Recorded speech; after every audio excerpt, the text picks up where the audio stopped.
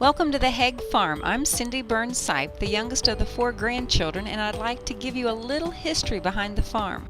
Sanford and Mildred Haigh began their life together in 1933 and established their home in this beautiful house around 1935. The original homestead had approximately 90 acres of property. Then Sanford began acquiring more property until he had nearly 200 acres beyond the bridge and up to Old 62. Sanford and Mildred lived a simple farm life. They raised chickens, cattle, a few pigs, which Mildred didn't like, along with a few milking cows that Mildred milked by hand, but that didn't last long either.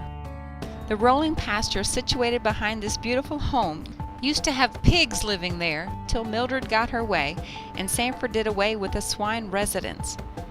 The farm had 2 chicken coops, a large one behind the house across the footbridge, and a smaller one across the road, which kept the family stocked with eggs and poultry. In December of 1938, Mildred gave birth to her firstborn, Susan Eileen. Then in June of 1946, the final member of the Haigh family was added, little Miss Martha Louise. After Susan graduated from Hillsboro High School, she married Larry Burns and moved away and started her own family, which included Sandra Sue, Lawrence Edward Jr., Thomas Kenton, and then little Cindy Lou. But the marriage didn't last.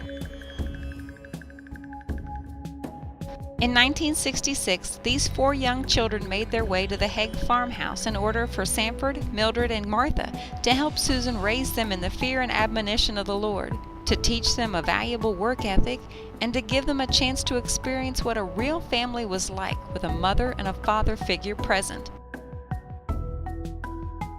Cattle seemed to be Sanford's primary interest in the farm, and he had many head of cattle, which made the Haigh barns and pastures their home until it was time to butcher or for sale.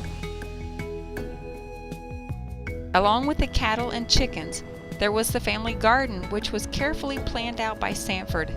Mildred always got the front 2 or 3 rows for her roses, petunias, and gladiolas, and then Sanford got to plant his favorites in the rest of the garden, taking special pride in his tomatoes, blackberries, cantaloupe, corn, and watermelon. The 4 young children quickly adapted to farm life and were expected to help. They all had their chores, helping to feed cattle, gathering eggs from the chickens in the early morning before the bus came to pick them up for school, pulling weeds in the garden, and then, of course, bringing in the harvest from the garden.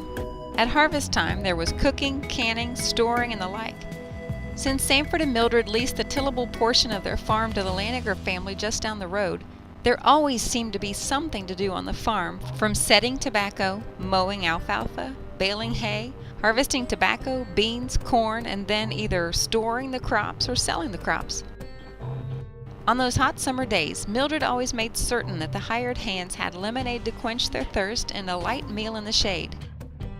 When it was time to butcher the cattle that Sanford had tended to so carefully, he would load them up and take them to town in order to increase his earnings and to feed his family. While the Burns children were on the farm, they lost their older sister Sandy at a tender age of 13, as she was born with Down syndrome and had a short life expectancy. Farm life continued. However, Martha went away to Morehead State University in Kentucky, where she eventually graduated. At the same time, Susan was attending the University of Cincinnati, working to receive her bachelor's degree in special education. The grandchildren continued to help on the farm until their mother graduated from college and was able to support her family as a teacher. But Sanford and Mildred continued to be a tremendous financial support to the Burns family after they moved to town in 1976. But the farm was and always will be endeared as home to all of us that lived under Sanford and Mildred's roof. It's been a pleasure to share a few memories of this home with each of you. And we pray that each of you will reflect on your own memories of this beautiful farm, knowing that hard-working hands helped to build, cultivate, and maintain a lasting legacy that positively impacted the lives of 5 generations in the Haigh family. May each of you experience the same sense of belonging as you walk the floors of this old house one last time. Enjoy your visit in this place I call home.